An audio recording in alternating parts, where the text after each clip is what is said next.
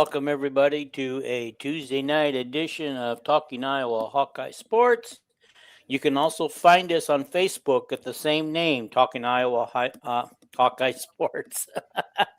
Alrighty, guys, just go ahead and hit that subscribe button if you haven't already. It's right there in front of you. It's so easy just to click it on.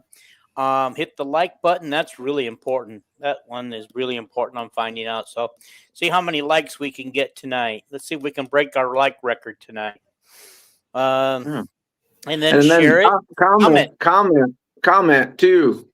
Oh yeah. You know, as we talk about a subject, if you comment, Dean will read it on air. I will promise, unless it's nasty or inappropriate. Yeah. I promise to do so. It's a wonder he keeps that Kelvin character on air. But yeah, I know it. Or me. I don't know. I'm just me. So I don't know. You've been missing at times, so I didn't know whether he kicked you off. I'm good. I didn't know if he kicked you off or what. But guys, as you guys can see, we have Kyle back with us tonight. I've been a little busy with the doing my other podcast with the Meepo girls who are advancing to the state tournament. Cool. So the state tournament starts this week? Next week. Next week. So Monday, March 2nd at 8:30 Central Standard Time in Des Moines. The Minneapolis, the only undefeated in Class 3A, facing Maquoketa. Yeah, right. Minneapolis is 3A now? Yep. The enrollment went up. So they're 3A. So they're the only undefeated team. Will you be streaming that game for everybody? You can also actually catch it on YouTube. You just type in Iowa High School Girls State Tournament, and it pops it right up, and it's free to watch for everybody. Okay. So, I thought maybe you would be streaming it, talking about the game play by play. There is a radio station in Mount Pleasant, Iowa, who will be up there covering the game. Oh, okay. Cool. Are you a little disappointed? Did you kind of want to do that? No, because when you go up to state, you have to have different credentials. And since we're just a podcast doing it for Sportscast Media, so we didn't get that credential, and the radio station in Mount Pleasant got that one. So I'm okay with that. I like to sit and watch. Plus, it's at 8:30 at night, and I got to be up at 3:30 in the morning for work. So that would be a no. Yeah. Okay. So we get it. We get it. And again, where can we watch it? On YouTube live for free? Yep. So type in Iowa High School Girls State Tournament, and it should pop up in 2026. And the game's at between 8:15, 8:30 usually. So I can't wait to watch some good girls basketball next week. I would like to brag on my cousin. All right, do it. My cousin, whose name is Cameron. Cameron was named Conference Girls Basketball Player of the Year. I think it's a Tri-Rivers Conference, but anyway, she plays for Mount Vernon, Iowa. And Cameron Call, and her mother was kind of famous, Melissa Fisher. She's the only girl in the history of the state women's basketball tournament to ever be on the all tournament team, and she came off the bench. But anyway, family's real proud of both of them girls, the mother and now her daughter. So okay, let's get her recruited and signed by Iowa. she's going someplace to play, I think, but not up at Iowa. That's tall timber now. Yeah. Mount Vernon's they're ranked first in the state tournament, and Maquoketa is ranked second, and Minneapolis came in ranked the 7th seed. So and then my other cousin this week, who's a gymnast, she's going to Atlanta to compete in the nationals. Okay. As a gymnast, so she's at the point that that she'll be picking a college probably, and maybe go to That's awesome. possibility. She's so good that she might go on into national competitions. But anyway, Okay, I might as well brag then. My granddaughter is on an acro and tumbling team out of Tulsa, Oklahoma, and they're coming to national tournament in April here in California. Yeah. Wow. Good for you. You can just watch her. That's awesome. Yeah. I think she's starting to get some colleges looking at her, but she's only in 8th grade, so they can't officially talk to her at all. Nope. Yeah. Yeah. Alrighty, guys. Should we actually get the real show started today? We're gonna preview the women's basketball game with Illinois and the men's basketball game with Ohio State. And we got some extra news. And as always, Calvin starts us out with some news. So go for it, Calvin. Okay. This shouldn't take a long time. Listen to Corey Kluver this week on Washed Up Walk-Ons. He had Bo Stevens on, and that was very good. I gotta listen to that. The first thing he did was he made Kluver made a public apology. Uh-oh. He apologized. Yeah, he apologized because several years ago he said that the coach Barnett wasn't good enough as an offensive line coach, and Braithwaite wasn't as good as Doyle as a weight training coach. And he said, I was totally wrong. He said, wow. We have truly the last 2 years, he said, the two best offensive lines maybe in 20 years, And Stevens told the whole story. Stevens told the whole story about how bad they were, all of them freshmen playing. And interesting thing Bo Stevens talked about was he had the same experience as Aaron Graves described on Kluver's podcast last week. Both of them have been off at separate areas getting ready for the NFL Combine or their pro day. So they're training with all these kids from other universities. And these kids at other universities are learning what it's like at Iowa.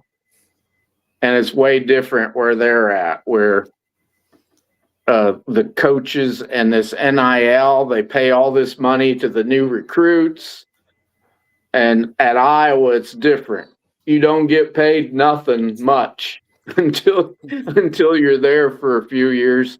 Bo Stevens didn't make much money until his senior year. They paid him enough that he went and bought a house. And he said, them other schools, the players are all jealous of each other, what they're making, and they're pissed off because some high school recruit gets all this money to sign. And at Iowa, that don't happen. Stevens said, and Graves, both of them said there's never been any jealousy on the Iowa team about what they're paid because they know what they're getting paid. The more years they're there, the more you get. And when you're a starter and been there and you're in your 4th year, you get paid. Mm-hmm. He also, what else did he say? Had something else that was real interesting too. He said they did the slow mesh for a few plays at Iowa State, and he said it did not work. He said that is no way to play football. He said, here we are, we got the best offensive line in college football, and they're telling us to block at half speed. We couldn't even run blocking that way. And the other interesting thing was he said we'd be geared up running the ball and doing real good, and all of us in the huddle would be just saying, waiting for the play to be called. They'd say to each other, God damn it, Lester, don't call a pass. Don't call a pass play, please. Then he comes in with a pass play. Yeah, and then they throw an interception on the down, in the right on the goal line or something. It was just funny. Like, God, they can't stop us. He said it was so much fun the last 2 years. They got into such a groove run blocking that the other team just could not stop them, you know. And anyway, That's fun. other That's interesting. I talked about NIL a little bit. Another interesting thing, On3 came out with this big deep dive into the NIL amounts that teams are paying. And it's ridiculous how many teams are playing $40 million, you know, That's for insane. on their, and it kind of, I did a podcast for Dean where I did a deep dive on NIL, and it backed up what I said, that like 10 or 11 Big Ten teams were spending 30 to 35 million plus. And it turned out to be true. They even mentioned Wisconsin, how much money they're spending on NIL. And let's see what else in the news. The Minnesota Post player who visited, the girl. Yes. I don't know if her name was Miller or whatever. Iowa offered her while she was down here. And then the girl from Quincy, Illinois, she was in an article. They interviewed her about her visit, and she just loved it. You know, she said this place is, there's not other places like this. So I think it's looking really good. And she's the number 7 player in the country, the girl from Quincy. Chloe Nicholson, I think it is. Yeah. And then Jan on her show last night while she was on, she said she talked about Callie, and she said, I put Callie in to take Feuerbach's place because Callie is very smart at knowing what the other team's doing. Of course, she's a great athlete, Callie is, like Feuerbach. And she said she knows the passing, the angles that she's got to take on defense. And she said, I had great confidence for that while that she was going to play, that she was going to do a great job. I think she was kind of surprised at the shot Callie made, but that was icing on the cake. So she bragged up Callie how smart she is on defense. Well, then got to play her more. Same thing. Got to play her more. I think, it's possible she could be that defensive stopper in the future. I wish she could develop like a 3-point shot or something, and maybe she will. The other thing in high school, she was a 3-point sharpshooter, so I don't know why. Yeah, in high school she shot 3 not pretty working well. now. I think she's hitting like 16% in her career so far. Of course, she hasn't taken a bunch of them, but then Jan said that the first quarter, them turnovers that they had against Michigan, she said watching it, he said the team was tight, and she said their press wasn't anything great or anything. No. He said we just did not play. We did not play good, and we simmered down after that first quarter. And was this on her radio show? TV show night? Here in Eastern Iowa on MC22. If you have MediaCom, you can watch the coach's show. 6 o'clock to 7 is Jan. She was on for 40 minutes, and then Abby Stamp came on. And then Ben McCollum shows right after that with Dolphin, and Bobby Hansen's on there live on TV. Okay. And but Ben wasn't on. Ben's kid was playing in the playoffs, and the young Williams, one of Ben's ex-players who's an assistant coach, was on there, and he's a very intelligent person. He was on the whole show there. But anyway, his one thing he talked about, and Trey Thompson was on there.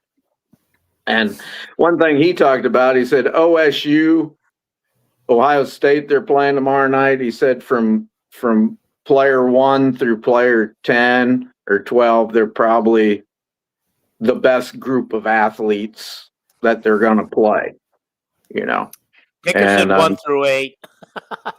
What did he say? Kaker said 1 through 8. This morning, Okay. I thought, yeah, I didn't Anyway. hear that. I don't know. I'd rather listen to a coach than a media person.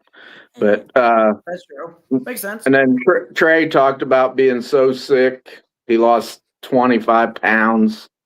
And that's one of the reasons he said he just couldn't deal with it practicing and everything. And that set him way back, and he's got to get better at defense, but he is just overjoyed being at Iowa.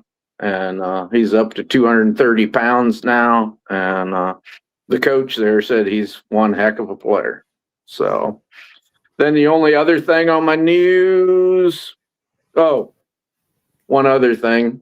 On3 put in a prediction on the NAROT, the 4 or 5-star quarterback from the Chicago area. You know, that probably about an 80% chance he's coming to Iowa. His other favorite school is Oklahoma State, but his dad played football at Iowa. His sister's on the rowing team at Iowa. That's what Kaker said too. They've been and his mother's also an Iowa graduate, and he's been a big Hawkeye fan his whole life. And he's going to come to Iowa, but he's the number 2 quarterback in the nation right now for On3, and number 32 player overall, which if you get in the top 30, you're a 5-star according to On3. The other news, which everybody knows, is Avo's Big Ten Player of the Week, Naismith Player of the Week, and Associated Press Player of the Week. So that is my news, and you guys can comment on all of it, any of it you want to. Oh, you're good. Go ahead. Dean, go ahead. I don't have much to add. Bobby Douglas died. Yeah. He was a great coach at Arizona State and then Iowa State, and he was a great wrestler before that. I found that out right before the news came on. I was visiting with Chuck Yagla a little bit about it. Chuck Yagla said he's one of the greatest men ever in wrestling, and everybody knows that. He beat Dan Gable 11-1, not in a college match, but like in National Wrestling, USA Wrestling or something. Yeah. And but anyway. Yep. I remember when Bobby Douglas was the coach at Iowa State. I don't think his teams were all that great at that time. Well, I don't know. I think he took Gibbons's place. Gibbons was real hot. Gibbons was real hot, and then he fizzled out, and they brought in Douglas, and Douglas probably kept him right around that 5th best team in the nation for a while and stuff like that. But at Arizona State, I believe he got as high as 2nd, at Arizona State. And he was an Oklahoma State wrestler originally back about the year I was born, the real early 60s. So. Oh, I was going to say long before President Lincoln was assassinated. Yes. I was talking about 1960s, not 1860s. But okay. Anyway. Alrighty. But anyway, our condolences to Bobby Douglas's family and stuff. Just a great, great, great, great man. So. And condolences all to the wrestling family, the Hawkeyes, and Cyclones out there who had a lot of contact with him and knew him. Mm-hmm. So I'm sure Chuck Yagla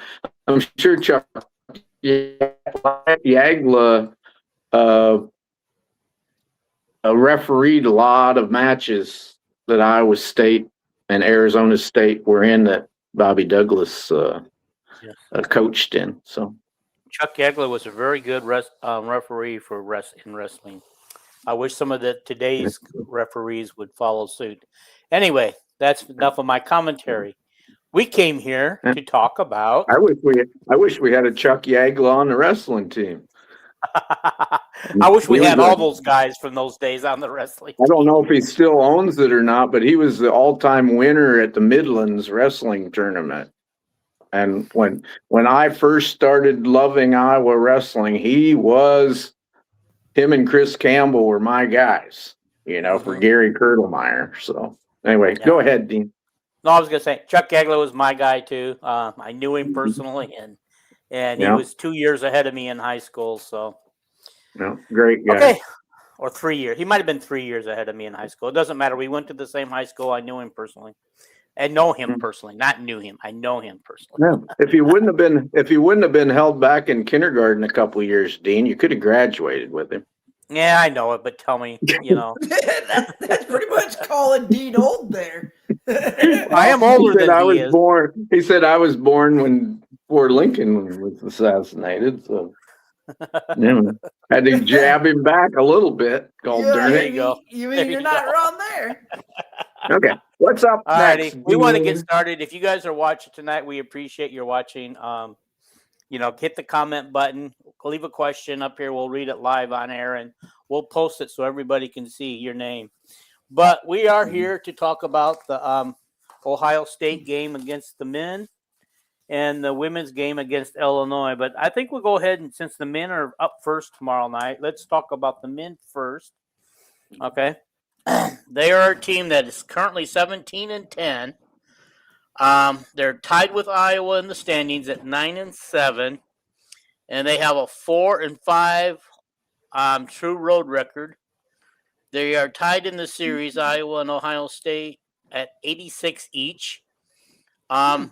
Bruce Thornton, their big gun. That's all I heard about Caker talking about today. Bruce Thornton, if I have to hear that name one more time, but here I am going to say it again. He sure is good. Oh, He's player of the week. He's Big Ten Player of the Week. In 3 games, he averaged 29 points, 6 rebounds, and 4.3 assists a game. Jeez. Okay. Yeah, he can score just a little bit. Both teams are 1-2 in their last 3 games against ranked teams. Right now, I do not know how they beat Wisconsin, but I do not know how beating Wisconsin was not a quad 1 win. But according to Caker, that was not a quad 1 win because it was at home. Yeah, he said Wisconsin have to be a top 30 team, and they were number 32 in the net. So, but he said that can change because Wisconsin could win their next game and jump up to 29, and then Ohio State would get a quad 1 win. That's the way he. Yeah. But okay. Alrighty. So yeah, I thought that was interesting that both teams are pretty much identical in a lot of ways. But I guess we know that. I don't know. They had one guy who missed their last game because of illness, or 2 guys that have missed because of illness. They could be back. Haven't heard. They got one guy out with injury, a hand injury. I don't know if that's a permanent out with injury, and he just miraculously shows up against Iowa tomorrow night. Won't know until 2 hours before game time. Yeah. Okay, so a little bit about Ohio State, the Buckeyes. Make sure we're still talking Buckeyes here. I don't want to throw wrong stats out anymore. There we go. I got the right one. Let's hope so. Let's pray. Yeah. All righty. If not, I got you. Ohio State averages a little over 80 points a game. They're holding their opponents to 73. Their field goal percentage is 488, I mean. And they hold their opponents to 431. Their 3-point percentage is 343. And they hold their opponents to 30.07. Free throws. 77.7%. And then there it is. Also shooting 77%. Yeah. Okay. Yeah, that's it. They average 16 free throws a game. Their opponents average 15. They rebound 34 a game, and their opponents average about 33, somewhere in there. Offensive rebounds, 7.8. That's Iowa and Ohio State, respectively. Okay. Yeah. Wow. Same with turnovers. 9.9 for Ohio State and 9 for us. Okay.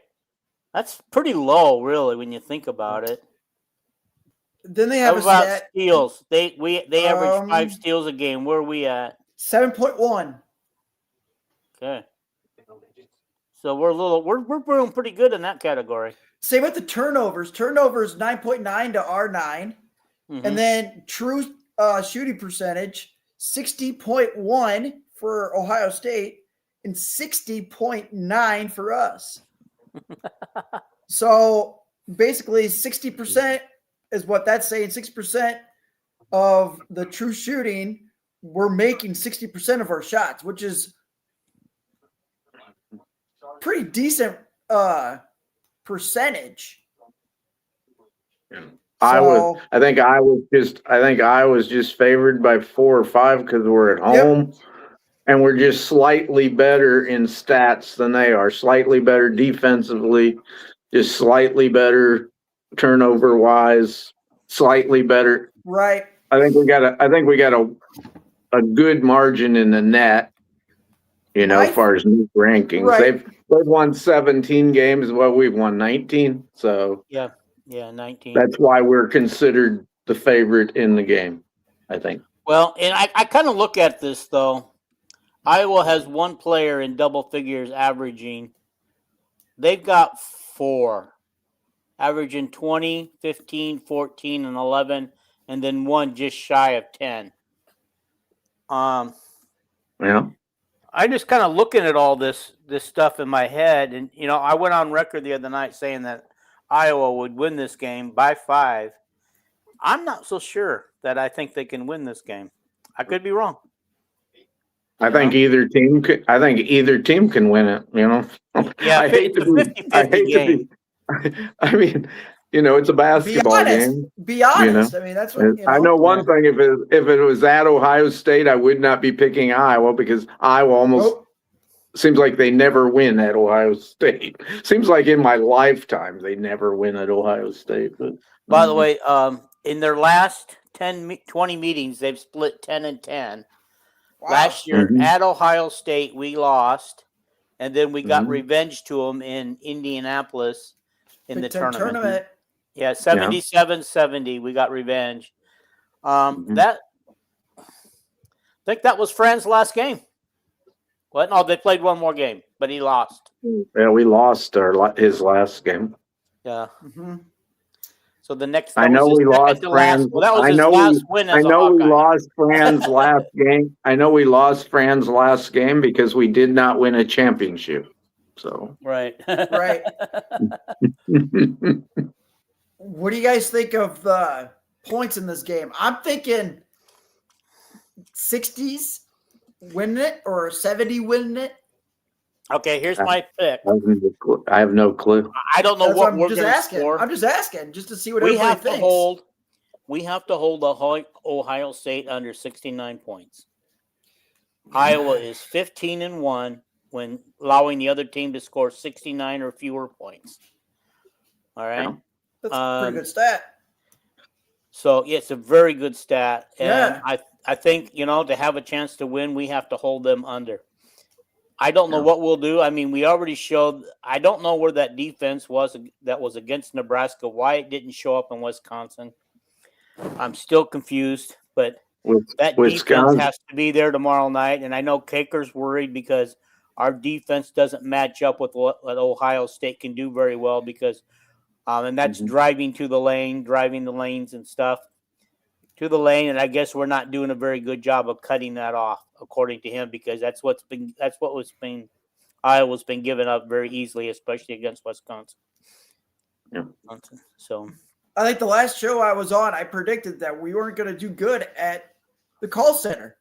Regardless, our record at the call center is not good. No. And it never has been. I know.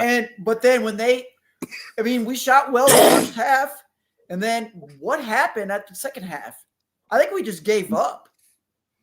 No, here's what it is. We were down 41-40 at halftime. Yeah, we were in it the whole first half. Yeah, well, we even led for a while. But the problem is Iowa cannot win that kind of a game at all. that game can't get where both teams are in the 80s and expect Iowa to win. The only time that they're going to win a game in the 80s is when they're playing an inferior team, because they're not going to go against the Big Ten team and win a game in the 80s against another team scoring in the 80s. I hate to be a bellyacre again. No, say it. But I would like the first half against Wisconsin, it was pretty even on free throws. The second half, I'm going to bellyache about the gold darn referees. We didn't shoot a darn free throw. Yep. You're not wrong. We didn't call the first foul on Wisconsin. Three fouls on Wisconsin the whole freaking second half. Yep, and not in the first one, not until 12 minutes had gone by. That's ridiculous. And the whole victory margin was like, I think there was a difference of 15 free throws made. Yeah. It was like, I'm sorry, it makes me sound like I got sour grapes, but boy, my grapes are sour. Yeah. I know if Jason were on the show, he would just say, well, that's the style Iowa plays, but to a point, but we could not stop that Winter kid. That Winter kid hit 4 consecutive field goals on 4 consecutive possessions. We could not stop him. And he was the trailer for most of those 3-point shots. Yeah. Well, Sturts came out in the second half, hit that 3-pointer. We temporarily take the lead, and then they go on a 10-0 run. And after that, I knew it was over because we weren't coming back on Wisconsin that far down. But, I mean, Wisconsin, the difference between difference between defensing Wisconsin, saying our defense didn't look good. Well, Wisconsin's one of the best offensive teams in the Big Ten. And so is Guard has kind of thrown the old Wisconsin book out, and they're more of a running team, 3-point shooting. Pay transfer guards to come in, pay a lot of money to them. And what was that guy's name? Boyd? Whatever his name was. Yeah, Boyd. Yeah. Stud. Caker called him the quickest player in the Big Ten. He is quick to the basket. He is. Wisconsin isn't near as good a defensive team as they used to be, but boy, they're hard to stop on offense. So yeah, I agree. Yeah, but it makes me. Yeah, but I was just going to say, it makes me wonder. I mean, I know I shouldn't be comparing, but Ohio State gets a great win against Wisconsin, and then we stub our toe against Wisconsin. What makes me think we can beat Ohio State? I know I shouldn't compare. People will tell me that no two games are the same, but different day, a different night, But if Ohio State was 21 points better than Wisconsin, they'd have 25 wins this year instead of 17. They've been a pretty mediocre team this year. And this was pointed out by Caker too. They're on a win-loss, win one, lose one, win one, lose one. Yep. They're coming off a win, so they're coming off a loss, so they're due to win now. I think Ben McCollum and Sturts and Tavian Banks and Cam Manyow will have something to say about that tomorrow night. So I hope they come out with the defense that we saw against Nebraska. I'm not predicting a win, but I'm optimistic that we'll compete. And I think we'll probably pull out. I think we'll pull out a win, but we'll see. So, but if we get down 10-2, if we come out sluggish, and we always come out sluggish, whether we're on the road or at home. Well, look at it this way: we have no real shooters on the team. We've got Bennett Sturts. Who else is shooting the three? Koch isn't. He's a 3 shooter, but he's very inconsistent. He's streaky. Especially lately. We gotta hope that somebody gets hot. Yeah, Fulgaris is a 3-point shooter, but he don't shoot anymore. He's like, after he misses a couple, he won't take them when he's wide open, and then he'll throw the ball away trying to get it in closer. It's right here. It's all about confidence. Yeah, well, he loses his confidence after he misses a couple. He don't try. I thought the last couple games that Sage and Howard look like they Yes. getting their confidence back a little bit. Yep. I'm hoping, you know. Yeah, Yep, Sage That's needs what I'm to play hoping more. No for. doubt about it. Sage needs to play more. Mhm. And Sturts needs to keep carrying us. Well, he has to He carry does. us. That's what he does. But we need somebody other than him to be scoring I now. know that. It's Right, just got to I be a agree too. different. But against Wisconsin, it was nice to Mhm. see everybody else contributing point-wise in the first Mhm. half. And then Yeah. Sturts took over the second half, and just pretty much those were the only points we scored in the second half. Here, Yeah. I don't want it. You shoot it. Okay. Yeah. Whatever.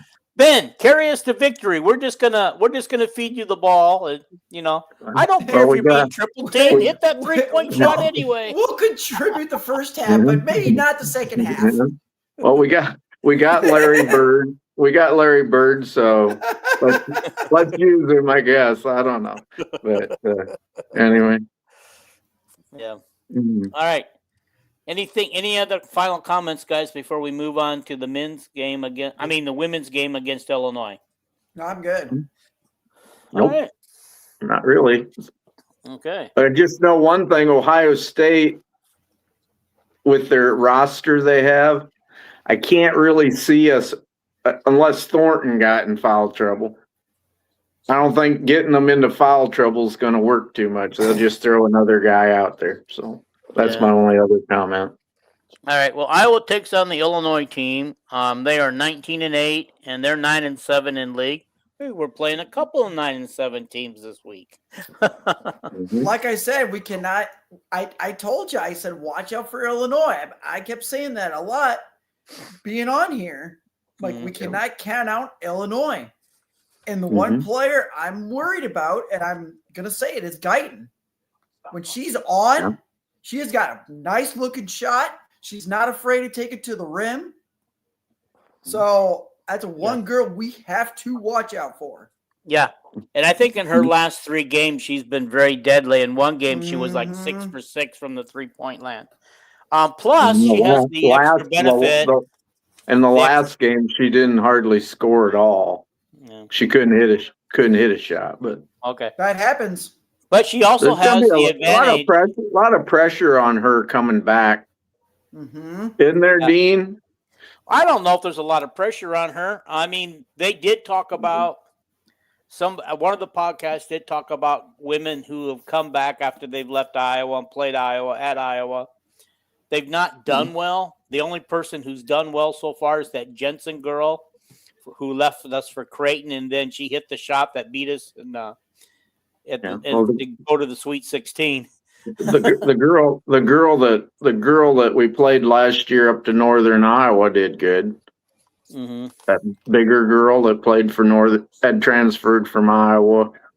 I can't remember her name. She did. I don't good. remember her name either, but when he mentioned it this morning, I didn't recognize the name, and I go, "Oh, she played for Iowa." Yeah, but the girl for Illinois that I think is way the best player on their team, and she's a true freshman from Canada. Her last name is Parchment. Yes, that one. Yeah, she's good. She is like Bennett. She's not a little guard. She's not a big post. She's in between. She's like Bennett Sturts but she's a freshman. Oh, I'd just love to have her on the team. Yeah, she on can our play. team. She can play. She is so skilled, so calm, and everything. And that's the girl that scares me. It ain't Aaliyah Guyton. Guyton, had a couple real good games in a row. She's not quite healthy this year, I don't think. But and I think there's going to be a lot of. I like Miss Guyton. I wish she just stayed at Iowa, but I got to feel that there's some pressure on her. But I love that Parchment girl. But, Parchment girl's really good. She can play. Let's just talk about Guyton real quick. She is played averaging almost 20 minutes a game, hitting 42% of her shots, 40% of her 3-pointers, and we knew that she was good at 3 points when she was here. and she's hitting 86% of her free throws. Yeah. So we don't want to foul her. Negative. Yep. But she's only averaging 6.4 points a game. But I have a feeling I would love to know what she's averaged in the past month. I'll bet you it's way higher than 6.4. 6.4 points. She's only played half the game, so that's really averaging about 13 points if she played the full game. Mm-hmm. Right. And she's been racking up assists whenever I see her. Really good passer. So. Yeah, she's a good pass. Yeah, she's a really good passer. Yeah. Well, when you were talking about that Parchment lady, but there's another girl on the team, first name Barry something. Barry Wallace. She's averaging 18 points a game. well. Hold on, I'll look and making sure Dean's got the right one. But Parchment is a true freshman. Yeah, she's one of the. She's really good. One of the top. She's one of the top freshmen. I would think she'd be on the all freshman team. In the big team. Is she like a post player or a four? She's a wing player. She's a tweener. She isn't a post, and she ain't no point guard. I don't know if she's 6 foot. 6'1". Yeah, she's hitting 51% of her shot. So my question is she getting them at the rim or is she getting them from shooting? No, she hits them from wherever she's at. Mm-hmm. Yeah, her 3-point shot is 45%. That tells you something. 80% free throw shooter. Oh my God! And she's 18 years old from Canada. She averages almost 9 rebounds a game. Wow. So, yeah. I don't know what freshman player in the Big Ten would be better than her. There's probably some obvious one like Jersey Robinson or whatever her name is at USC or wherever she's at. She was my favorite. She was my favorite in the McDonald's All-Star game last year. Tuned in to watch Addie Deal and all these girls play, and that Chavez girl was supposed to be player of the year, and that girl just made everybody look like chopped liver. Yeah. Hey, if I remember right, Addie Deal didn't play well in that All-Star game. No, Addie, and that Chavez didn't play well either. Addie just didn't look in the same athletic ability as far as speed and quickness, and she wasn't a ball hog like some of the rest of them. But. So what was the name of the girl that you said that plays for Illinois that you were just talking about? Wallace, the Wallace girl. Parchment, yeah. Parchment, yeah. Yeah, 13.6 points, Those are 8.6 two big rebounds. Yeah. They got a girl hitting 12 points a game. Her name is Gretchen Dolan, and Maddie Weber hits 11 points a game. Yeah, Weber's been a good player for them. They have a real quick point guard that's really good. I can't remember what her name is, Martin, or I don't know what her name is, but I would have thought she would be the leading scorer on the team. The Jackson? Is it Jackson? Is it Jackson? Because that's the only other member of the top 5 we haven't talked about yet. Or who was the one who has the most points? That would be Barry Wallace. That'd be Wallace. Wallace, that's probably the guard. So. Yeah, and they also have Gretchen Dolan, Maddie Weber, and then Destiny Jackson. Those are their starters. Destiny Jackson is one of them number 1 recruits from the state of Illinois, and she transferred. Or she either transferred in or she's a freshman, true freshman number 1 player out of Illinois that's there. Yeah, freshman. Okay. Yeah, freshman. Yep. It says right under bio. So yeah, they have the 25, 24, and 23 Illinois players of the year, but 2 of them transferred in. Yep. They don't mess around. Guyton's the 2024 player of the year in Illinois. Yeah. I'm just really afraid that Guyton's going to go off on Iowa just because she's got something to prove, because I don't know how much. I just don't know how much she was upset with that. Her playing time went down and she was struggling at the end of the year, or how much of that was her dad saying, "You know what, you deserve to play more. We're gonna get you an agent and get you out of here and find you a new school." I think it was all about her dad. Mm-hmm. And which sucks, but it is what it is. Well, he did post on X if anybody knew how to work the transfer portal. So everybody then started rumoring that she was leaving. Yeah, and he kind of let the way he felt when he was on Corey Brady's show that night, and he said, "Well, I better quit talking and telling them how to coach, like that." And I thought, yeah, you better shut up, And get your daughter in trouble.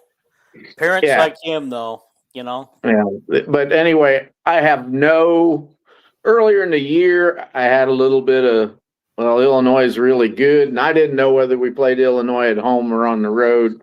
If it was on the road, it'd scare me a little more.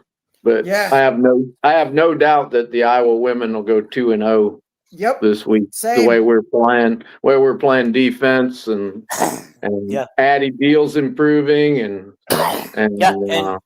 now that Jan knows that Callie can step in for a few minutes to cover Kylie, we can have still great defense and not lose anything. Yeah. But Illinois loves to drive to the hoop and draw fouls, and they have people that can really finish. So just please, Hannah and Ava, stay out of foul trouble. Right. Yeah. I agree with Kelvin what he's saying, that if it was at the State Farm Center, I would not see us coming out with the victory. It'd be a shocker if we did. But again, we're at home. Mm-hmm. And I said, if it was on the road, I'd feel different. Yep, exactly. But I wouldn't doubt if we beat them 18 points or something.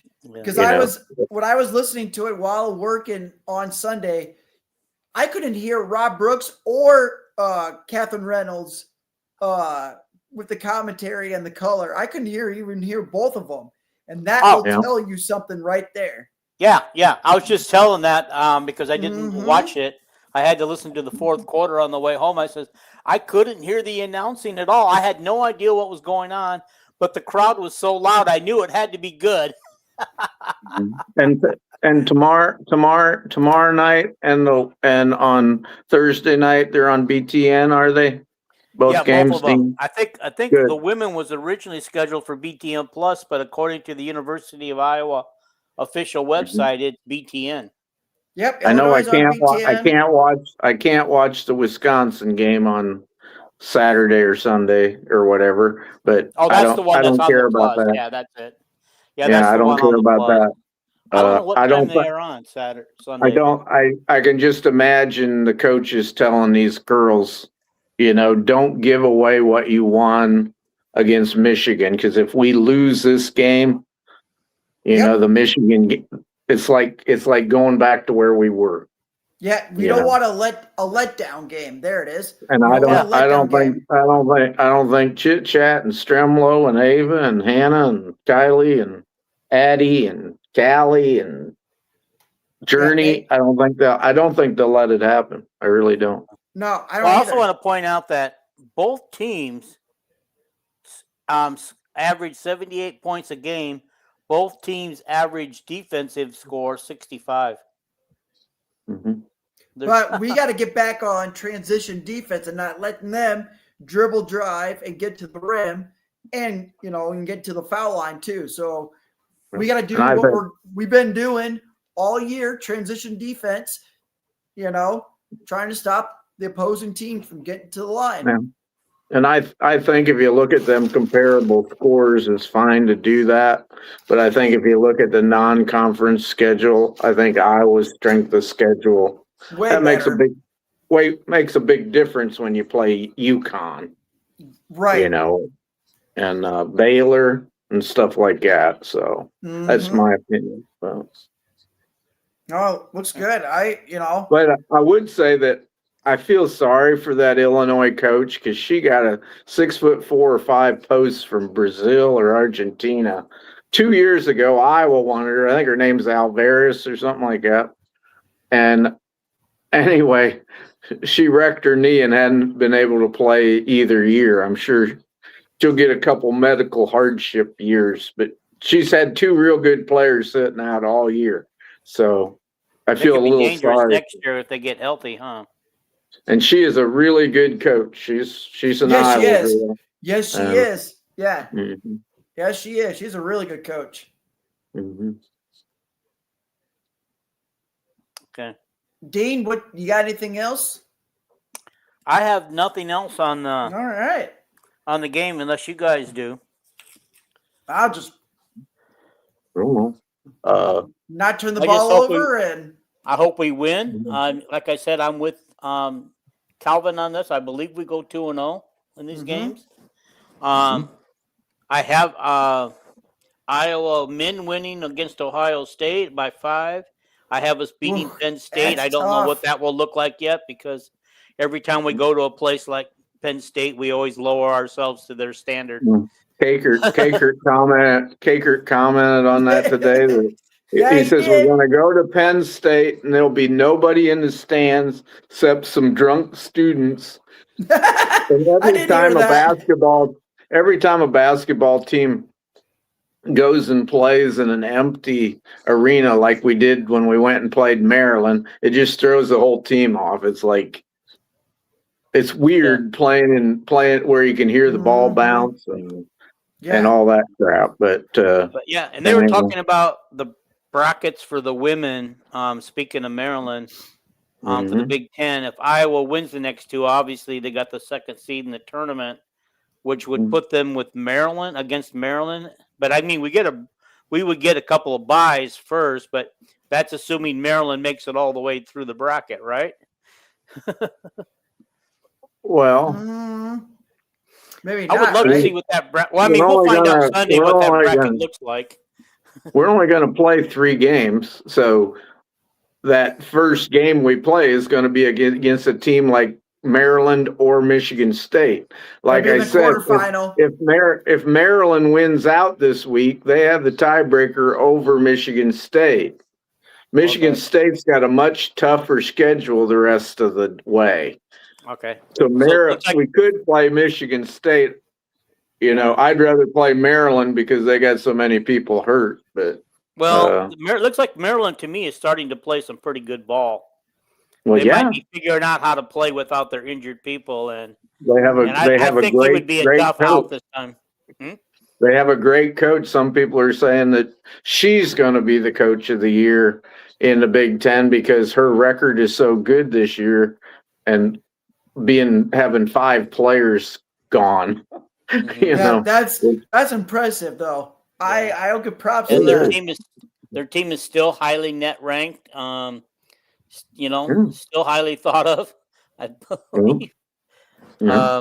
So yeah, what I wanted to ask you guys, I mean, Calvin, you sent out earlier about the original men and women, what was originally predicted for order of finish, and versus what reality is, and I'm thinking, I wish I had that right there in front of me because I kind of wanted to talk about that, but maybe we can do that when the season's actually over. It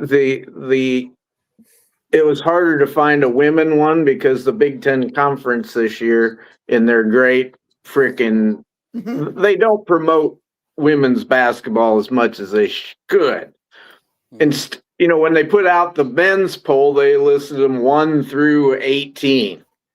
Right. When they put out the women's poll, because they didn't want to hurt the feelings of the teams that were down lower, they only listed 5 teams. But Iowa was not one of those 5. Iowa was pretty much universally picked 6th. If you looked in other polls, like On3 did a preseason thing, Iowa was 6th. And wow. it was said that in that Big Ten poll that I was really 6th. So Iowa was 6th. The men were kind of in 8th, 9th place. which is about where it looks like they're going to finish, unless they have unless they don't win another game, then they'll fall lower. But and that was pretty much on, the respect that people had for the new coach at Iowa. Because they certainly wasn't looking at the roster and saying, "Oh yeah, Iowa's the 8th best team in the conference." Well, it's just like we've gone through a whole season with the men, and it's just we're 19 and what, guys? What's our loss? Nine losses. 19-7. 19-7. Okay, 19-7. We've gone through a whole season so far. Almost got 4 regular season games. I didn't know it at the time.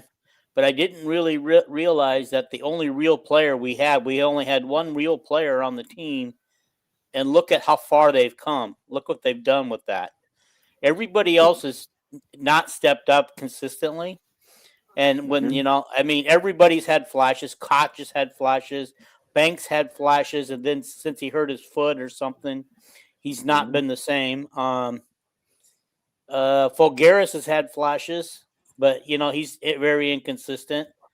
Sage and Yurok both have had flashes, but then again, they don't get to play enough to even produce anymore. So, I'm just kind of like, this team isn't anywhere close to what I thought they would be.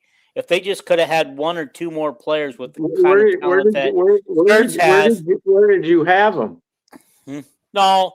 I actually had them like 9th or 10th place. That's beyond that. What I'm disappointed in is after watching them play, they could be so much higher if these guys would be consistent, or if they could have swapped out for a couple of more Bennett Sturtzes and had a couple of them on the team. Well, I think if we wouldn't have had the flu for that week and a half, we'd be over 20 wins right now, and people would say, darn, we got a hell of a team. We're in 5th place in the Big Ten. We're in 4th place in the Big Ten, but that's you guys the way I look at it. I think I saw something today from the University of Iowa website that in the men's next win, they'll have 20 wins. They haven't achieved that since the 22 season.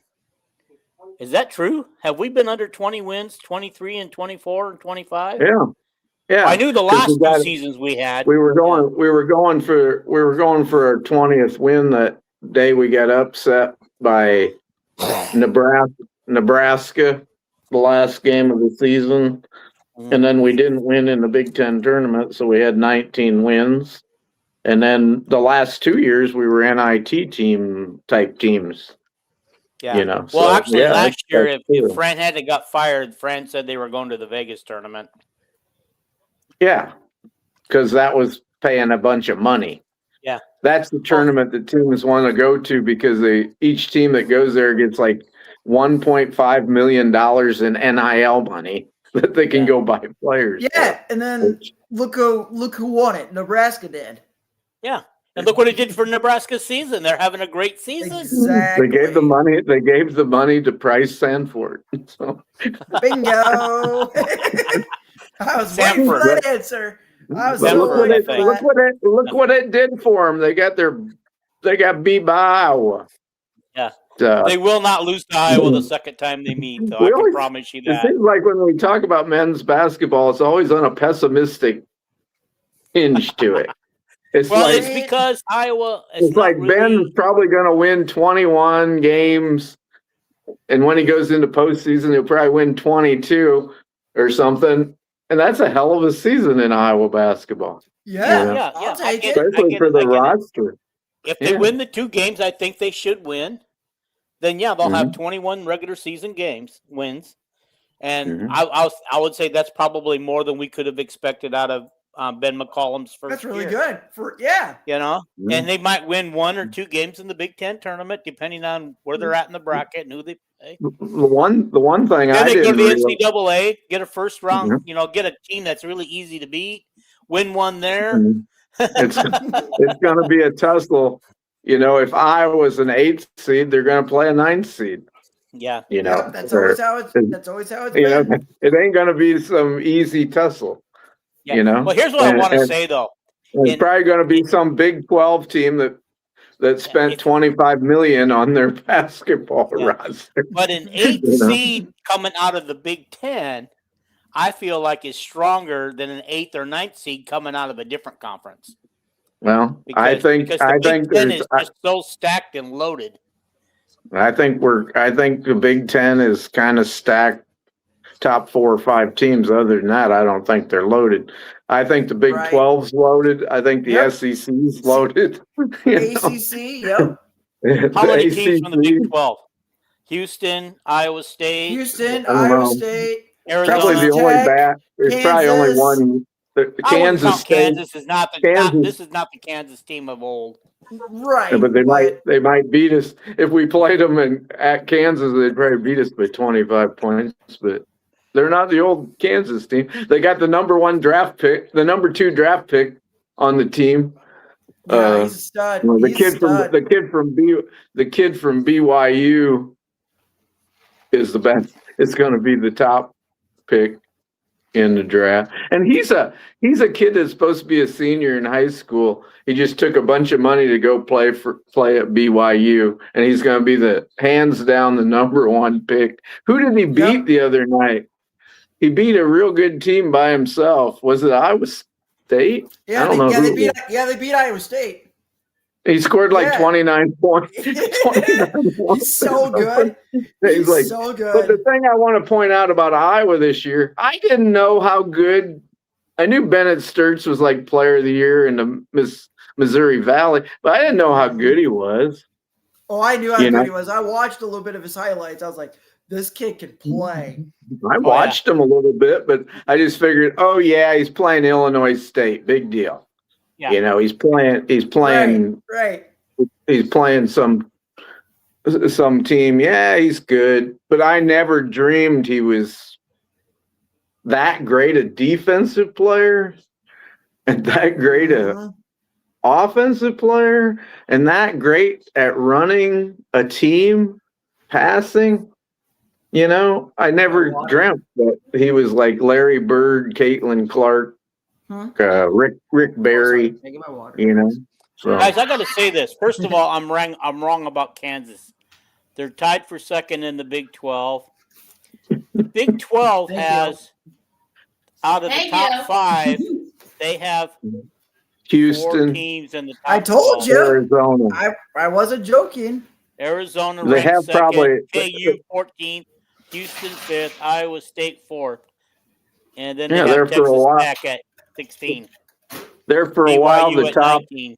There for a while, out of the top 5 teams, 4 of them was from the Big 12. It was Houston, Arizona, Iowa State, and Kansas. And then BYU started to join it too. Yeah, BYU now is in sixth place. Yeah. 8-6 record in the Big 12, 20-7 overall. They're ranked 19th. Yeah, I watched BYU. They had that great player. It's like we have our great player.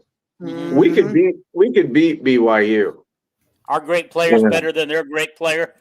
No, their great player. You mean our supporting cast is better than? He's like, their great player is probably good. Their great player is probably going to be the number 1 pick in the number 1 pick in the draft. And Bennett Sturts is going to be picked number 19 or something. No, our guy's not better, but our guy's a better college player. No, so I was going to say. So what you're probably going to say, if we could beat them, that you're saying our supporting cast is better than his supporting cast. No, I think Bennett Sturts is a better college player. Okay, That kid's a great talent, but he's also a kid. He's also a kid that has never been there before, and he could have an off game. Being the young 17-year-old that he is. Is the BYU kid? Is he a freshman? Mm-hmm. Yeah, he's supposed to be. He's going to come out to the NBA after this year. Yeah, he's going to be a multi-millionaire. He's just like Trey Thompson, Dean. He's just turned 18. Okay, I get it. And he got a pile of money of this cookie money that the guy that this multi-billionaire that spends all the money at BYU. He gave that kid that money. He's not from Utah or anything. All right, guys, I'm going to put myself on mute. I got to go do something. Continue this discussion. It's a good one. Okay. No, Calvin, I agree. I watched. He's really smooth. Don't get me wrong, but I agree. Bennett is more of a college player than he is because of the experience that Bennett has, winning national titles down at Northwest Missouri State and at Drake. So Bennett knows how to win. That's the kicker. Yeah, Bennett's like that. Purdue's got a veteran point guard. That leads the country, and Michigan State has their Fears or whatever his name is. Them guys that are oh, right, for sure, have experience in college, done it before. They have an edge over a 17-year-old. Yep.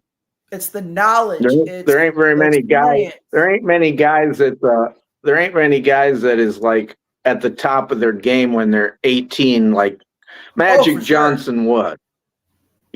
Magic Johnson from day one, he picks up a basketball. He's been at Sturts at 17 years old. This kid is not. This kid is way more talented, but he's not. Yeah. I agree.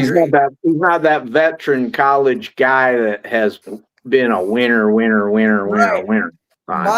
What you're saying is I'm going to watch the Big 12 tournament, and I'm going to see how well they do and how he buckles. See if he buckles under pressure. So I got a question for both of you guys then. Being that he's a one and done player, would you rather, as a coach, recruit a player you know is going to leave after his freshman year, or would you rather recruit somebody you can have for 2 to 3 years before he leaves? You'd love to have a guy for more than for multiple years, but the guys that are that good, they ain't staying multiple years. Right. The only good thing about getting them, Dean, is like Wagler at Illinois and this kid at BYU. They're one and done. You only have to pay them 1 year. Yeah.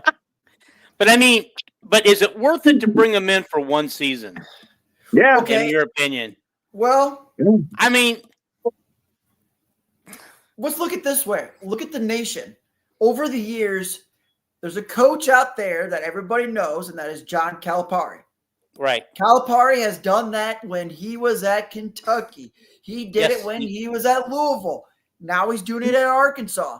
So you tell me. Is he still buying one and done players? Duke does it. Duke does it every year. Duke does it. Yep. With now we got Cameron Boozer. Yeah. Well, here's my what's the guy's name? Cooper Flag or whatever. Flag, yeah, he's stud. And Kyrie Irving didn't play hardly any ball at Duke. Nope. He was injured the whole year, and he's still just I'm going to the NBA. So it's worth it. Dean, is it worth it to have Ben Sturts for 1 year? Well, yeah. Was it worth it to have? There you answered your question. Ta-da!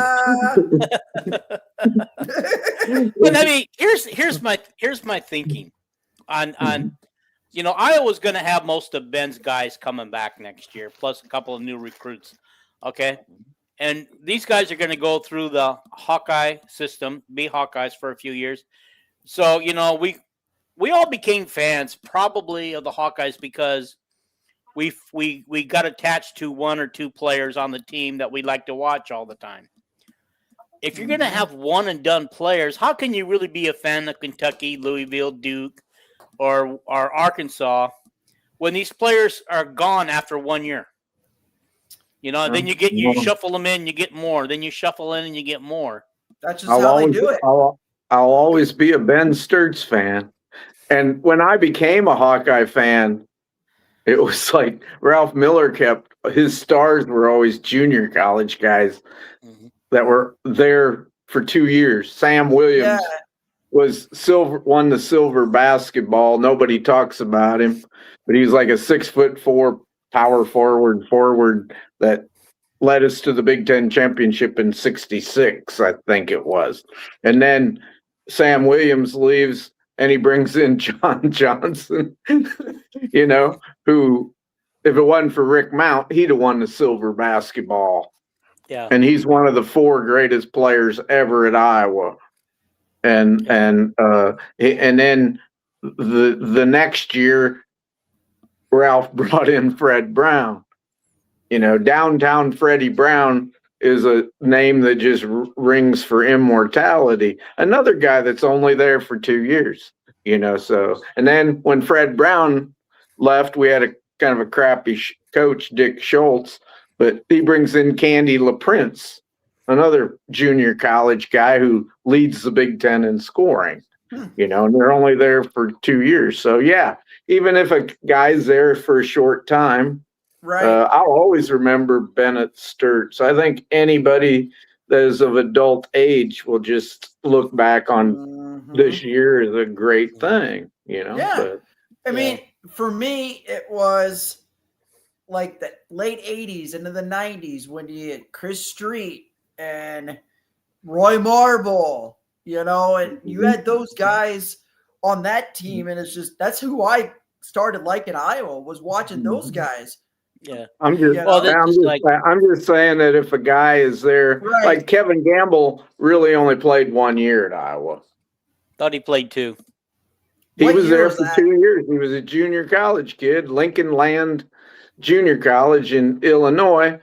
He went to high school. I watched him play in high school with Ed Horton. They won the state championship. What year was that? But he was 2 years. He came in the same recruiting class with Roy Marble, Ed Horton, Oh, wow. and B.J. Armstrong. BJ, All of yeah. them. And the 5th guy in that recruiting class was Les Jepson. All of them played in the NBA. But Kevin Gamble, George Raveling was not a good coach, couldn't coach basketball. He didn't even let Kevin Gamble play Why his was first that? year. He had him at power forward. I don't know. He couldn't identify. Think was great at recruiting guys and bringing in a bunch of talent, but then they would go 18 and 13. I think if Dean would look back, George Raveling is 3 years at Iowa, never had a team finish in the top half of the Big Ten. Wow.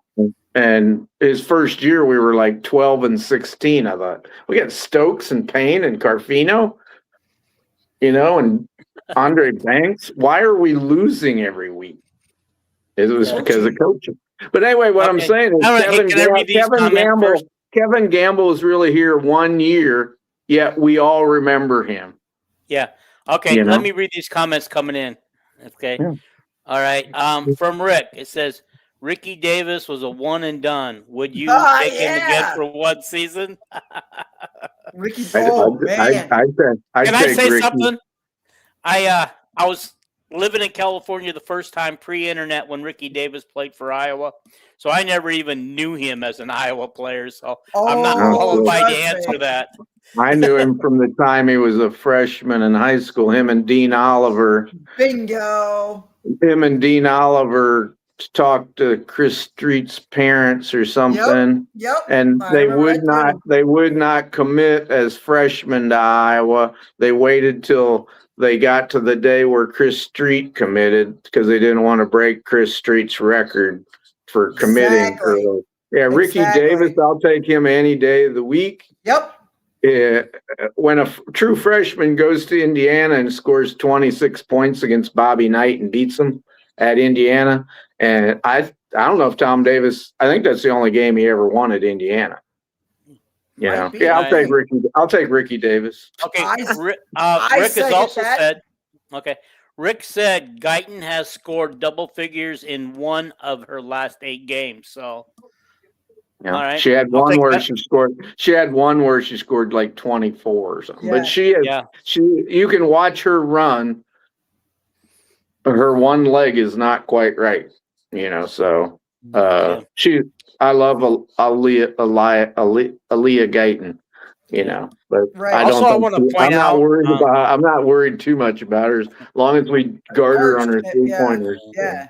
Yeah, Rick sent me a message, private message that says scheduled for 6:34 p.m. on YouTube. Must be that Cali lifestyle. Yeah. I think 6:34 is when I sent it out. Yeah. But to Calvin's comment, I agree with Ricky Davis. I got to watch him in high school when he was at Downport North, and this kid could absolute play. He was the greatest athlete. I never seen Connie Hawkins play at Iowa, but he's the greatest athlete that ever come in. Oh my! A little undisciplined, Yeah, you know. yeah. And he'd have lasted a lot long. He lasted a long time in the NBA, but he'd been a star in the NBA instead of a sixth man if he would have, you know, Exactly. been more disciplined and teaching and and not worrying so much about himself. You know. Well, do you know how much Dean loves Callie Levine? How much do I love her? I'm afraid to ask. You changed the name of your state to California. What are we doing with him? I don't understand this. Ain't I crazy? Yeah. Well, I mean, Kyle, if you haven't picked up on it, I'm a huge Callie Levine supporter. I can see that. You know, we know that. And we know that you're from California. You know, if I could turn this thing around. Hackwell's favorite player is Stremlo. Dean's favorite player is Callie. My favorite player is all of them. There you go. That's the way I am with Iowa athletic teams. There's people that I think, God, I wish they wouldn't play. But I love them. I love Deacon Hill. On the wall behind this computer that you guys can't see, and I can't turn it around to show you, I have a huge picture of Molly Davis autographed and a huge picture of Callie Levine, but I don't have it autographed. Yeah. Okay, I'm gonna ask the dumb question, and that is why? Like, why Callie Levine and why Molly? Molly Davis. No, Molly Davis sense. is somehow. There was something about her I liked. She kind of had that shy thing going on there. And I don't know, it just kind of stuck with me. With Callie, she's just kind of like all bubbly personality, and I loved her energy. I love her TikTok. Yeah, I love her Instagrams that she does. And the nice thing about it is I actually did an interview with her last year, right after the season ended, and one of the greatest interviews and probably one of my most watched episodes. Yeah, I got to write comments at the bottom and ask her questions. You know, you did. Yeah, I got to. You know, a lot of these people on the program and stuff kept asking about, oh, what kind of ice cream do you like, and you know, stuff like that. How you're doing, blah blah blah. I asked her questions like, what did you think of Walitsko? Like, I kept asking her about recruits that had visited, and then she'd go, and then Callie, she's kind of like, she talks like she's from California or something. She goes, Walitsko, who's that? You know, and then she goes, well, Walitsko, is that McKenna? And then Dean goes, yeah, her name's McKenna. Oh, she had a good time. You know, so she knew all the recruits by their first name, not by their last name. You know, so yeah. Well, she was a great interview. By the way, I always do in an interview with the students that I interview is I always ask these crazy offbeat questions, personal questions, like favorite ice cream, favorite book, what's on your music list, you know, what book are you reading? Like just kind of kind of like break it up and icebreaker type thing. On that other podcast that you used to be on, you know, that time you had Reese Dakin on, it was like you guys were asking what books do you read, all this crap, and finally I asked questions like, is Mason Woods still trying to be a long snapper? And he'd go, who is this guy asking questions? How does he know that Mason Woods is trying as a long snap? You know, so and then you guys would say, well, Kelvin knows all this stuff. And he goes, yeah, he gave it up. He's no good. And then I'd ask the question like, can you run the ball or can you throw it? On fake punts. Right. And right. he said I can sling it like that. Wow. Yeah. I did ask him a personal question. I asked him if he had an Iowa girlfriend. Oh, that's a good one. He said she's actually from Missouri, and I go, oh, is it Miss Cunningham?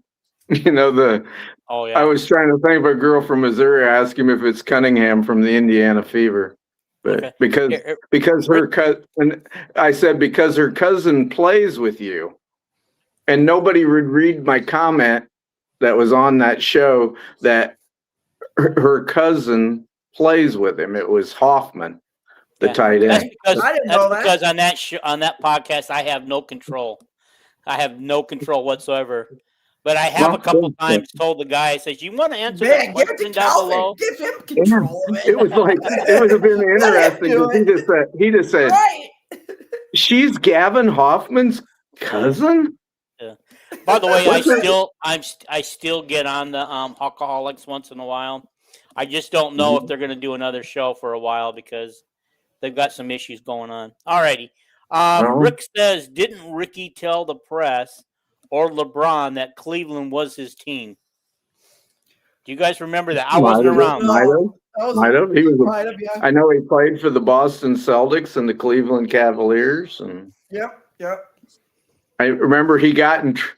Everybody made fun of him in the NBA because one night he was one rebound away from a triple-double. So he got the ball under the team that the hoop that the other team would be shooting at. Mm-hmm. And instead of going down towards the other end, he turned around and shot the ball off the rim. I heard about that one. Yeah. To get a rebound. Just to get a rebound.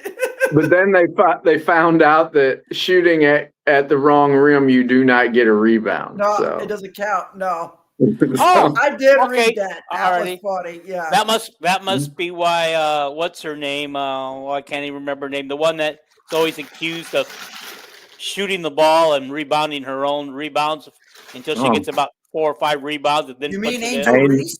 Angel Reese. Yeah. Can't stand her. Yeah, I can't believe her. I can't believe that. What? Go ahead. No, I was going to say, I can't believe Caitlin Clark and Angel Reese are going to be playing on the same All-Star team or USA team this summer. Angel Reese will get way better stats now because Angel can run the floor and Caitlin will speed up the game. Yeah, you know what's going to happen? It's going to happen is she's going to go to her Chicago Sky team and say, please get me Caitlin on the team. Please get me Caitlin on the team. She'll probably want to. She's only got a year or so to go, and she'd be a free agent. She'll probably want to sign. They're all in their last. This is their 3rd year coming up. They're all in their last years. The thing I was going to ask. The thing I was going to ask you, Dean, weren't you going to? Didn't you watch the news conferences today, and weren't you going to comment on them or something? I was, but like we got pretty long here, so yeah, I'm just. Oh, okay. Yeah, you pretty much covered some of the stuff I was going to cover in your news. Anyway. I didn't watch. I didn't know what Ben. I didn't know what Ben said. They said Ben commented on bracketology or something. Yeah, he said that he was asked and scheduling. Yeah, he said that he doesn't follow bracketology right now. He says he might after the season to form a schedule. Because he said he says it's a very fine line on getting the right schedule at the right places to do that. But he says that's when he would look at it. He said, "Wow, I didn't know." The only time he paid attention to that stuff was when he was coaching Division II, because they came out every week with a new regional ranking, and that was important to know where they were at and everything. And they did that for I think for football too, for their Division II like playoffs and stuff as well. Yeah, so they do a really good job with that. Division II does. Yeah.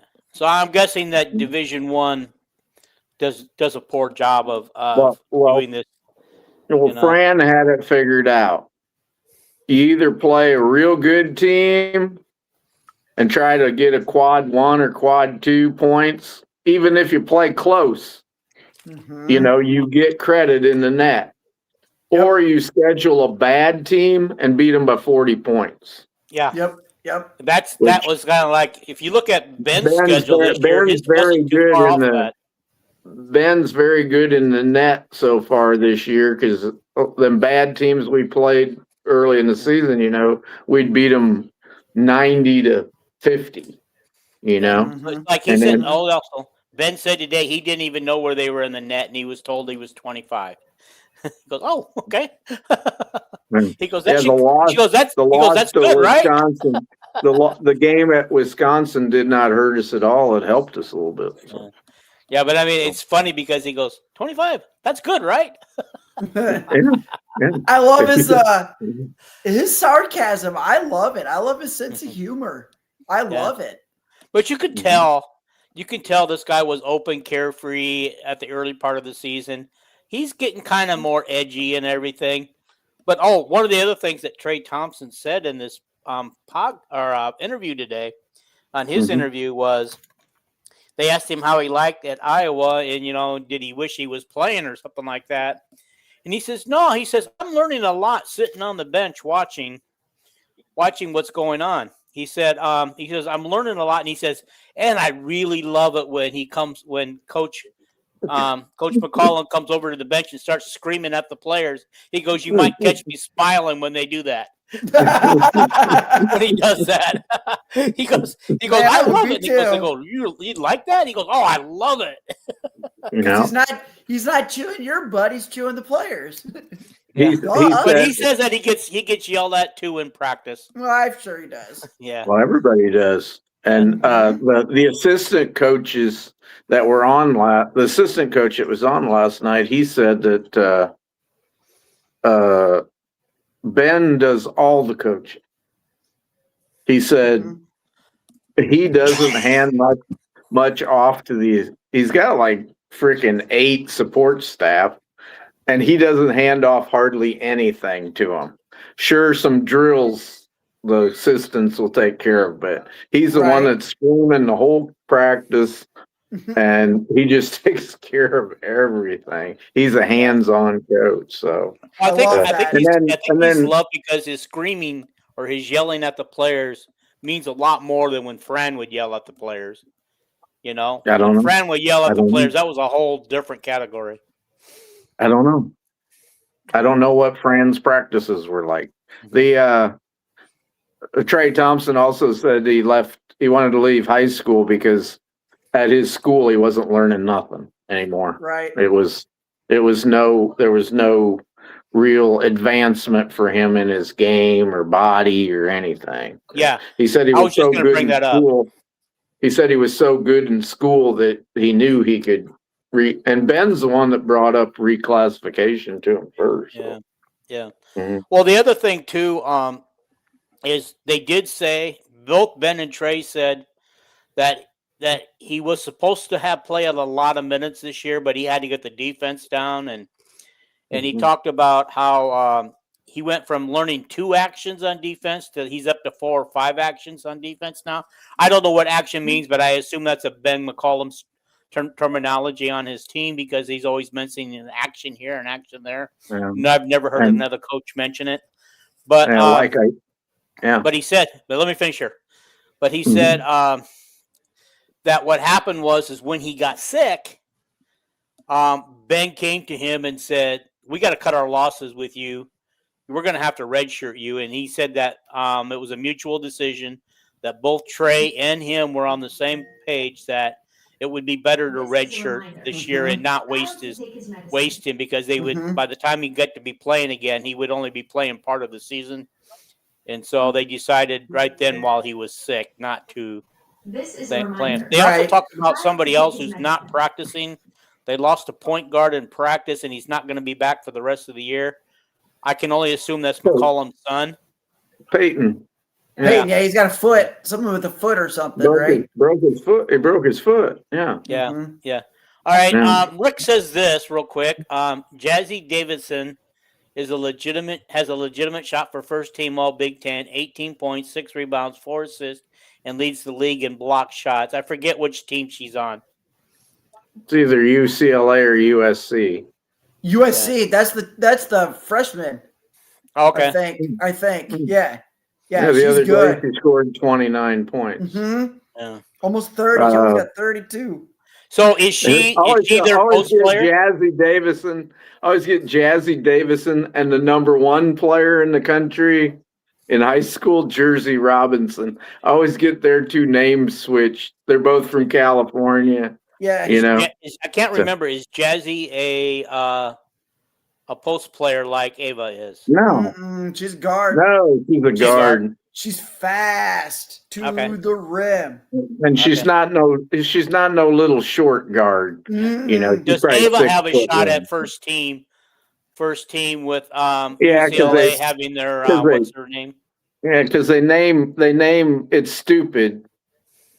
I liked it when they just named 5 players, but they name like 10 or 12, and they'll have it's like the men. They don't care if they have 6 point guards on the team. It's like drives me nuts. But anyway, okay, yeah, it was going to make sense. Okay, at preseason, Hannah Stokey was an All Big Ten selection preseason. Is she still All Big Ten first team? I don't know. Yeah. She's leading the Big Ten in rebounding. She's probably averaging 12, 13 points. I don't know.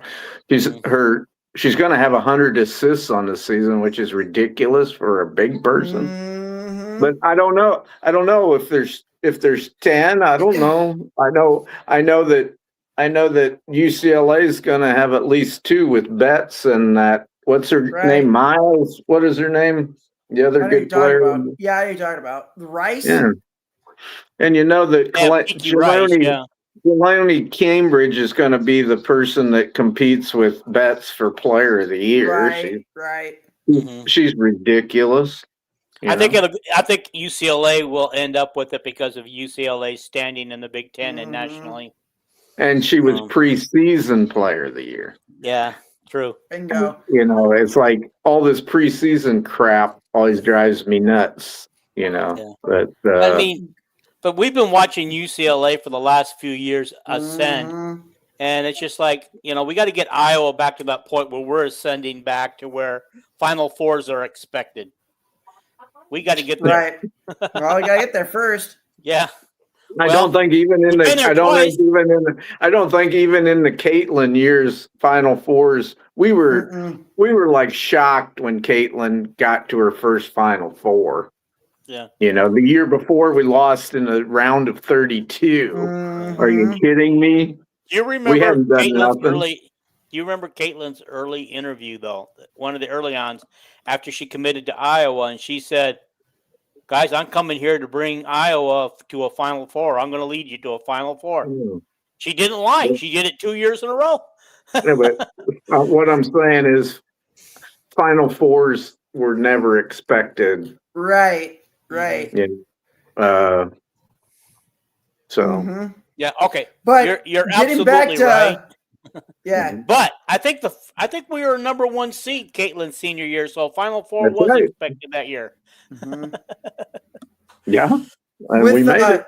Right. That might have been the only year that it was expected.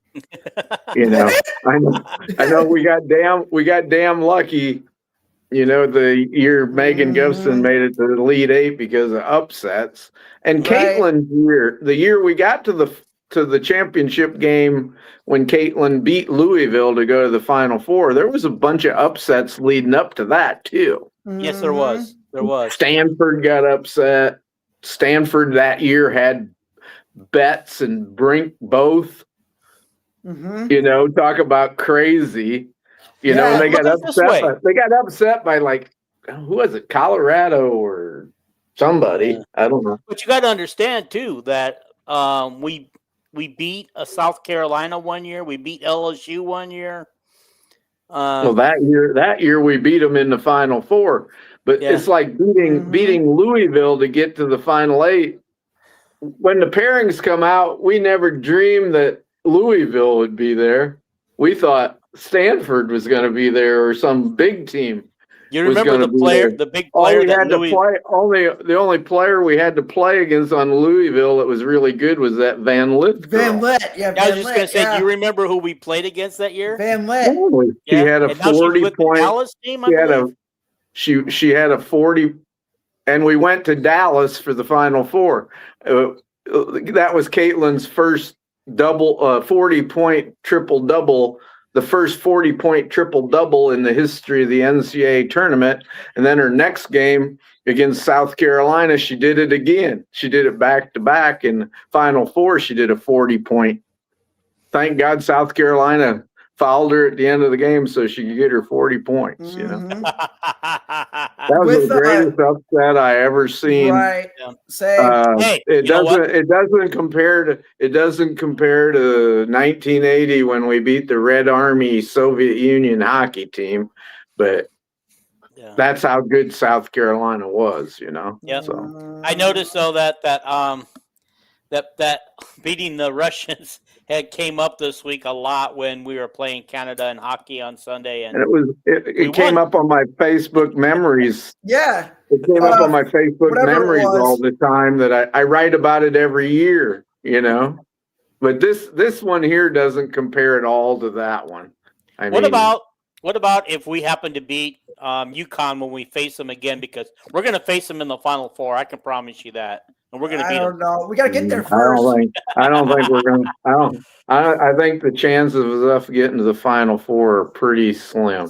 Yeah, I agree. Well, we should reach the 16. I think we should get to 16. That's what we ought to. If we're going to be a number 2 seed or a number 3 seed, it'd be disappointing not to make the Sweet 16. But it takes the Elite 8. If you're number 2 seed, you got to go to the Elite 8. Right. Yeah. What was Caitlin, the number 3 seed, and we lost in the round of 32? 3 seed, yeah, 3 seed. I was at that game. Oh my God! Good. Oh, here, okay. Rick's got another comment. This one's kind of good. The Louisville coach benched Caitlin in the AAU 16 and under for Ryan Howard. Caitlin remembered and destroyed Kentucky her freshman year, and then had the first 40-point triple-double versus Louisville. Yep, you talked about that one. That Louisville coach ain't she the one that signed Maddie Greenway at Kentucky? Yes. Yes. Yeah. And it looks like, and she's got some other big name players that were visiting this weekend. One of them has Kentucky on her radar, and I wouldn't doubt if her sister has Kentucky on her radar. So looks like Kentucky's getting ready to make a big move. A lot of women's teams are making moves. It's like we sit here and we think, well, Iowa basketball's always been an elite program. Well, we haven't been as elite as Tennessee or Vanderbilt or a bunch of teams. We're not a blue blood program, but we've been a very solid, very good 20-win season team. The closest we got to being a blue blood was when Vivian was here. We were a top 10 team every year. Yeah. And just because of talent, it's like when you had Angie Lee on, that was a great show. And Angie Lee said, I asked her questions about recruiting, and Angie Lee said, none of the assistants did any of the recruiting. She said Vivian was the only black coach in the country, and she'd just call up any player, any place in the country. She'd call up Jolette Law in South Carolina. She'd call Yolanda Watkins up in Chicago. And because she was the most famous black coach in the country, they all came. Wow. It was pretty simple. It was pretty simple. That's awesome. Okay. Rick says, as Jan would say, soon to be blue collar, blue blood. That is their motto. I did not know that until the interviews this week. I think the term she used was blue collar elite. There it is. Yeah, I thought she said that Sunday. She said. Yeah, she said that Sunday on the post game. Yeah, I remember that. Yeah, I think that's what she said. I try to quote accurately, Right, yeah. but Yeah. Okay. and she Now, might have in other times when she's talked about it in news conferences and on her TV show, she might have changed it and used the words he used. But yeah, guys, I'm uh, going to try to get Angie Lee back on this show. I would For, I want to I would like to do it for for the Big Ten input. tournament. See if she would like to come Mhm. on and kind of give us a little insight. She's never been to a Big Ten tournament because they didn't have them then. But give us a little insight on the Big Ten tournament and what she sees going on. And did she didn't have a Big Ten tournament? they didn't I have a know Big Lee, Ten tournament back in those days. I know Lisa in her first year. I think Lisa won the Big Ten tournament her first year with the girl from Cedar Falls that's the coach, Randy Peterson. Peterson, Yeah. And yeah. See, that's probably the year. Jenny Lillis. That was the year after Angie Lee left. Yeah. She So I took could be Angie wrong. Lee's I could place, be wrong. and Jenny Lillis was the true fresh. Those were our two big people. I heard of that. I will Jenny. ask Angie about that. That's Right. about the same time they started the tournament. Yeah, but Angie's last couple of years they lost a lot, a lot of games. Okay. Oh, okay. Rick wants me to send out you guys. He sent me a link to an interview today of Jensen with Debbie Antonelli. He said it's good stuff. Okay. So he sent me that. I think he meant sent, not send. And I will You send know them that- guys to you too. You know that Minnesota team we lost to Mm-hmm. in men's basketball? Mm-hmm. Right now they're playing at Michigan and they're only behind by 4 points in the second half, 32-28. Wow. Are they at Michigan or at home? At Michigan. They're Ooh. making Michigan play ugly. That's Yeah. good. So, That's good. Well, they though. made us play ugly and we lost. Yeah, we Yeah. just couldn't shoot. I think our flu made us play ugly too. We had but- the Yeah. flu bug.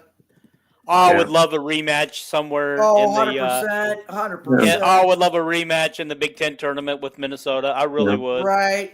Yeah. Any other things you guys want to talk about? Hint, hint, hint, hint. Hint, hint. Guys, this would probably be a good place to say goodnight.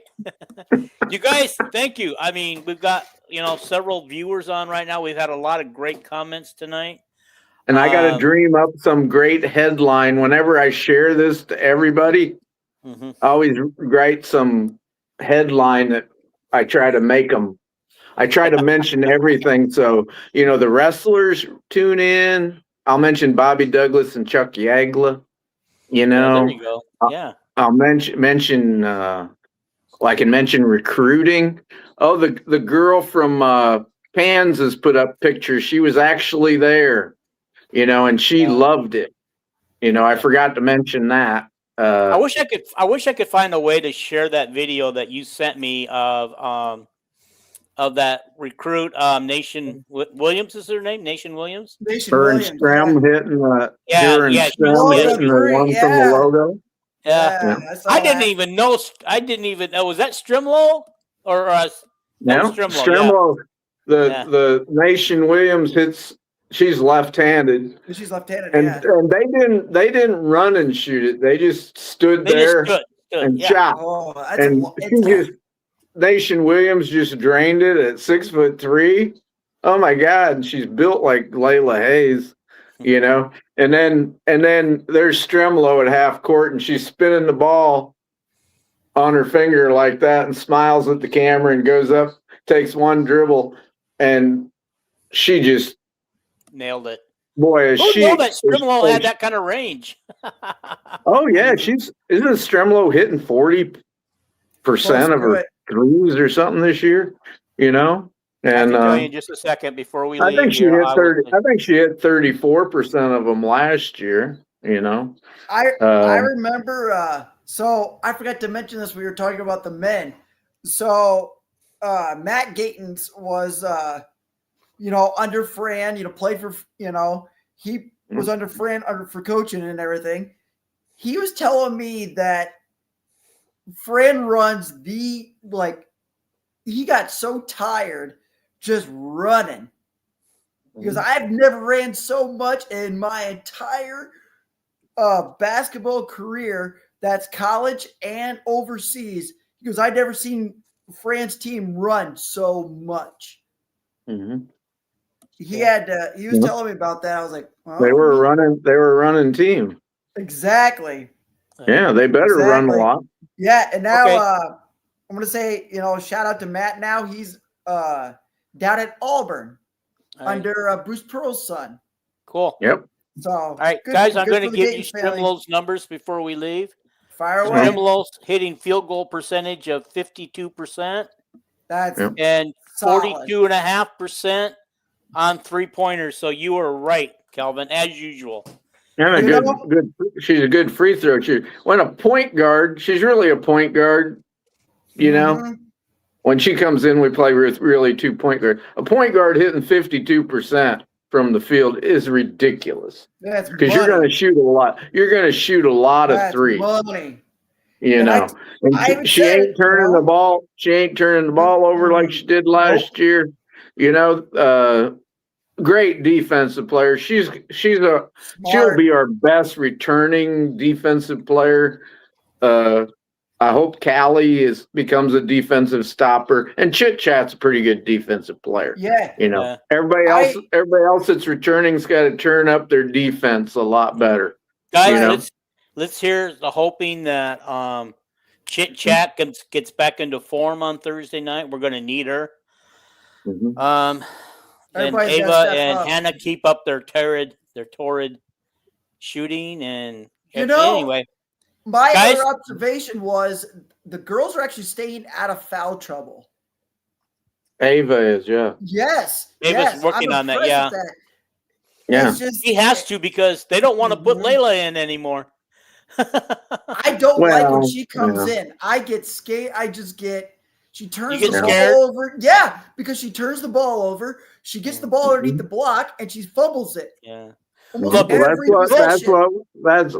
what we at this time last year. That's what we were saying about Ava. Mm-hmm. Yeah. So let's be a little nice about Layla. Yeah. All right. She's not gonna come in and guard teams that don't have big posts. Yeah. So here's the deal. In Alaska for nothing. So Layla. I get it. Okay. Layla, we saw early on in the season how much potential is there. She is very good. A lot of potentials. Mm-hmm. She might be struggling a little bit right now. I think she's probably pushing herself a little harder. Gets into a lot of foul trouble. That's part of her problem. She gets into foul trouble. Mm-hmm. And the big thing here with her is she's going to be fine in the long run. I think she has to get out of her head mentally. What's ever going on with her. That's all it's there. That's all it is. That's all it is. It's mental. And once they can get her to mentally figure this out, she'll be fine. All they got to do is show her tape of earlier in the season, the way she was playing, and say, "Layla, that's all we need from you." Oh, I can do that. We got the best post coaches in the country, and Randy and Jan Jensen. Yep. Jan every year explains why post players are not good their first year because they don't play against any big competition in high school. They usually play on teams where their competition or nobody else is big enough, to really compete with. And also big people try to fit in. She said that big people, you got to understand what she says. I was a tall person. She goes, I tried. Everybody, all they ever talked about, if I walked in a room was, oh, look how tall she is. And she says that hurts your personality. You kind of want to hide. And when they get to college, we got to bring it out of them. And you've seen it come out of Ava the other day. She got pissed off. Maybe for the first time in her career at Iowa, you've seen that face when she got hit in the face. And after that, she just tore it up. And hopefully, and Jan also said early in the year that, now listen to this, Layla is the best prospect I've ever had as a post. Yeah. You know, That is- Monica Oh, yeah. Zazano probably averaged like 1.2 points a game as a freshman. You know, so I trust Jan. So Yeah, Yeah. I do too. Susano We had tried to Susano get had this by her spot senior over. year, she had Caitlin Clark. Well, Monica was shooting 77% or something like Yeah, that. it pretty helps when Caitlin feeds you the basket underneath the ball right But underneath the basket. she was totally trained. She could hit that jump shot from the free throw line, which when she came to Iowa, she couldn't make a layup. Yeah. She was so bad, she and worked. she was so out of shape. Yeah. You know. Yeah. Monica Anyway. Sonano really worked her butt off to get where she was. Okay, Rick says Hayes played well against Purdue, who has a tall team and 6'7", 6'5", 6'3". That's true. Yeah. That's I when think- Strudwell was just firing Here's what- from all guys- cylinders. Here's what I want to see, okay? All right. When we're up 20 points with about 4 or 5 minutes to go in the game, we're not going to lose. We need to sit the starters. You got to bring out Hayes, Deal, Callie Levine, and His favorite. Tegan. Well, Tegan. Yeah. Well, these are the girls in her rotation. Oh, Okay. I know.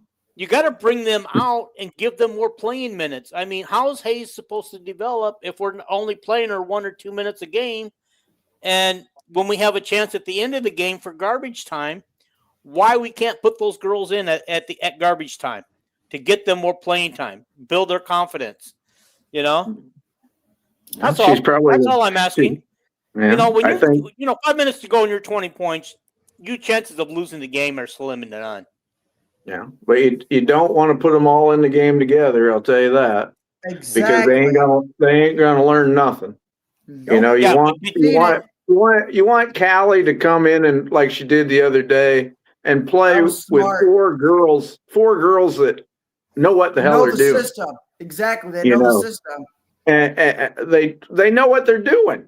They ain't Yeah. gonna make Callie look bad, you know, by Yeah. giving her a ball in the wrong spot. Right. You know, Right, and they're gonna right. make sure Callie's in the right spot. You can't. I don't think Journey Houston's ever in the wrong spot. Mhm. It looks to me, but I don't think you want Callie and Addie and Kenise Johnson and Layla out there at the same time. I don't Has think. Kenise Johnson even played 1 minute of one game this year? Yeah, she's been in a game, but Okay. I don't think Rick did bring this up. I don't think in a Big Ten, but Rick did just bring up. He goes, they did against Purdue garbage time, and the fans freaked out because they almost blew the lead. Well, did they? that's gonna happen, but what I'm saying is you're gonna probably give up the little bit of the lead that you had, but I don't think you're in danger of losing the game. That was my point. Yeah, like I said, I don't have a problem putting in somebody. Mhm. You know, as every other one. long as they have support. You know, I don't want some freshman quarterback going in the game if he didn't get the number one offensive line protecting him. Yeah. You know? Okay, but did we not have a really big lead on Senior Day Sunday against Michigan? That it was safe to do that, and we waited till 27 seconds to even bring one starter out. All we brought out was the two seniors playing. Yeah, but that big lead came pretty quick. You know, Ava scores 12 points in a row. Yeah. And we go up by 18, so it was 6 points before that. So. Yeah. Yeah. Okay. Those possessions late in the game that helped getting on a run when getting 10 out of 11 field goals made. So I'll take that every day of the week. All right. Okay, guys, Anyway. we really do got to get out of here. We got to get going. Yes, we do. Okay, guys. First of all, thank you night for night watching. shower. Again, if you watched this far, let me know that you did. Thank you, everybody on the internet comments tonight. Rick, especially, all the comments that you guys made tonight. Thank you two guys for sharing your expertise tonight and your opinions. Well, Calvin, mostly, you know. I want Dean to name a state after Journey Houston. You know. Okay. All right. I was joking. I can't think of a state that starts with a J. But, Can we name a town after her? How about Houston, well, Texas? we already have Houston, Texas. I'm sure there's a town called Journey someplace in the United Probably. States. All righty. There's a Anyway, song. let's There's get a out of group here, called Steve. Journey. We'll name the group Yep. rock group Journey after her. Okay. Guys, thank you for watching tonight. I do appreciate it. Again, if you're haven't hit that subscribe button, hit it. Hit the like button. Share it out. Leave me some comments afterwards, and we'll be glad to come on and just comment later. And I just want to say thank you for watching. We appreciate you guys, and have a good night. Go Hawks. Go Hawks.